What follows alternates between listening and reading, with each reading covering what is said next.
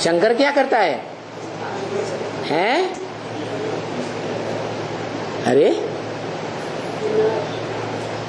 अरे त्रिमूर्ति शिव तीन मूर्तियों द्वारा क्या करता है? जो काम दुनिया में कोई भी धर्म पिता नहीं कर सका, पुराने राज्यों का विनाश, पुराने धर्मों का विनाश, पुरानी संस्कृति का विनाश, वो काम शंकर के द्वारा संपन्न होता है।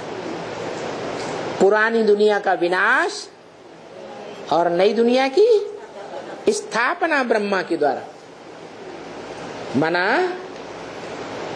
जो बड़ी माँ है जिसे जगदम्बा कहा जाता है,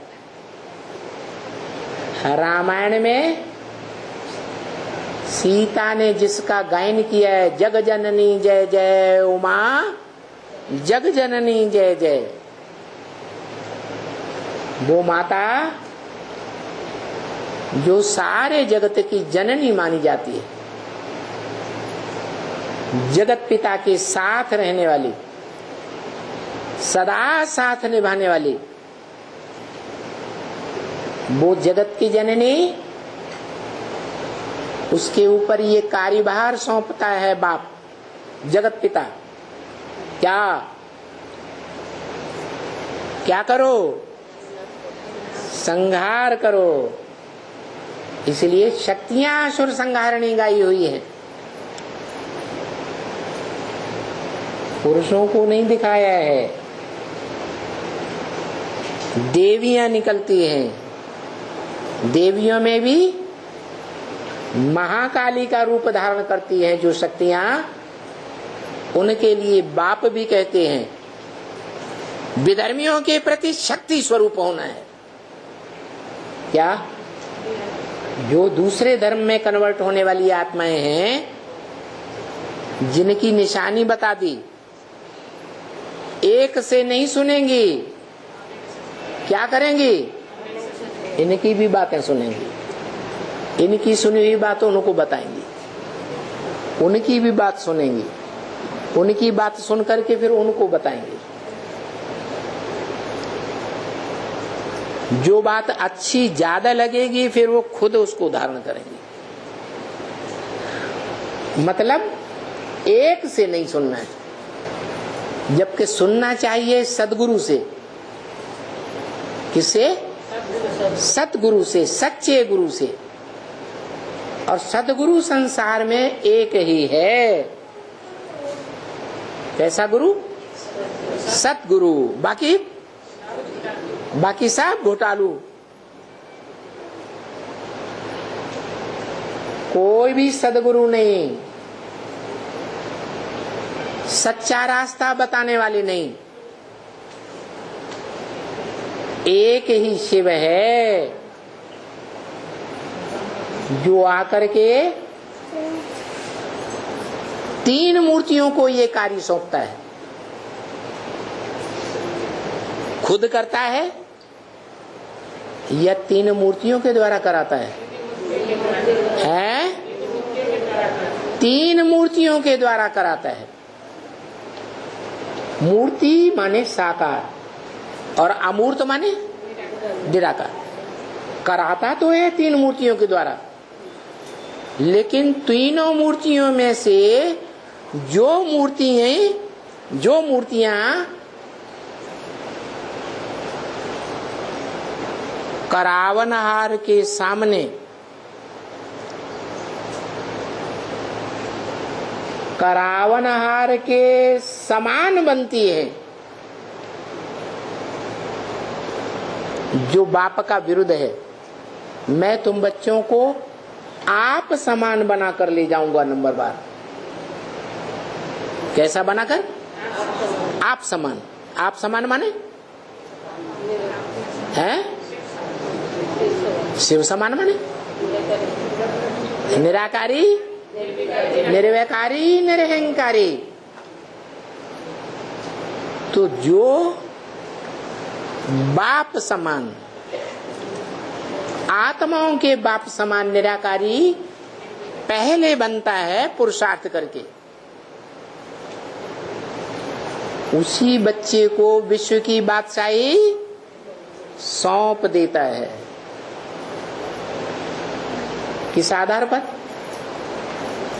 उसके पास विश्व की बादशाही है, वो खुद है विश्व का बादशाह।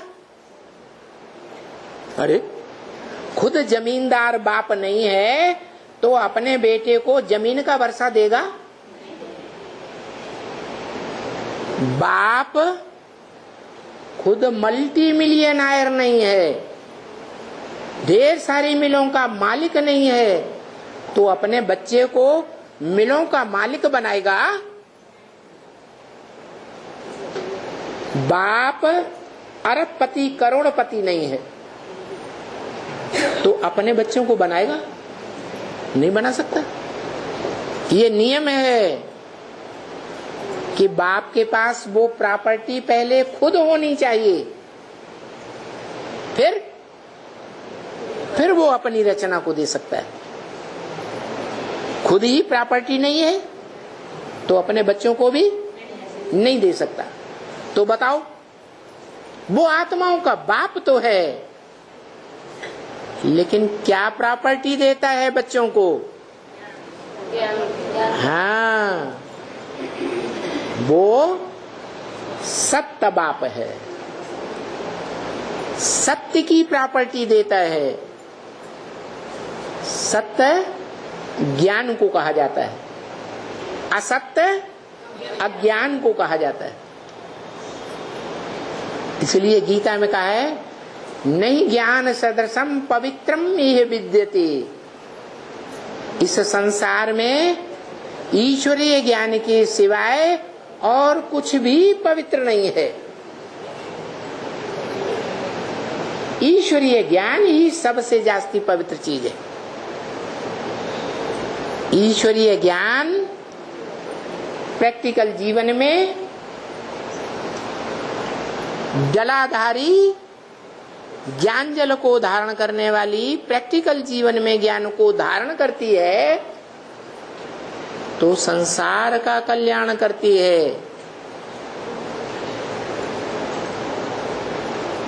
अपना भी कल्याण करती है।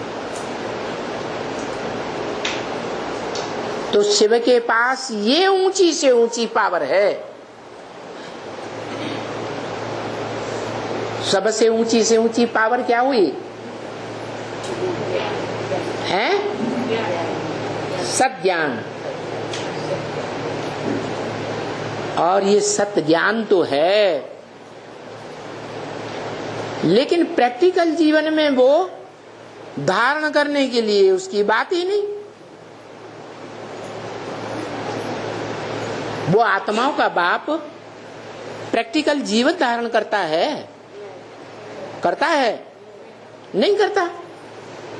जब खुद धारण ही नहीं करता तो प्रैक्टिकल जीवन में उस ज्ञान को धारण करके, सत्य को धारण करके सती बनेगा। स्त्री जाति पुरुष के पास जो पावर है सृष्टि पैदा करने की, वो पावर पुरुष अपने पास सदा काल के लिए इकट्ठी करके नहीं रख पाता, खास कर इस कलयुगी दुनिया में।